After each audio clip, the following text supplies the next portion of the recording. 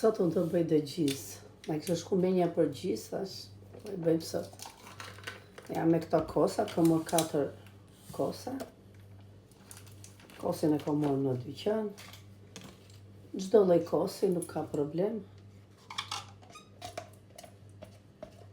2 i kam marrë pa i ndyrë, 2 i kam marrë ndaj me i qik qumësht, do t'i hedh dhe pak qumësht.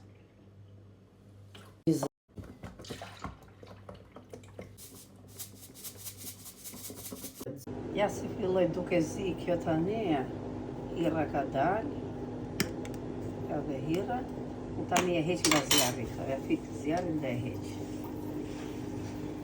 Ja si është bërë dhe gjiza, tani do t'a kulloj, është ftohtë pak. Unë e kulloj me këtë sitën. Ja dhe gjiza tani po kullohet. E loj këtu se nuk e du shumë të thatë. Disa të kullojnë mirë.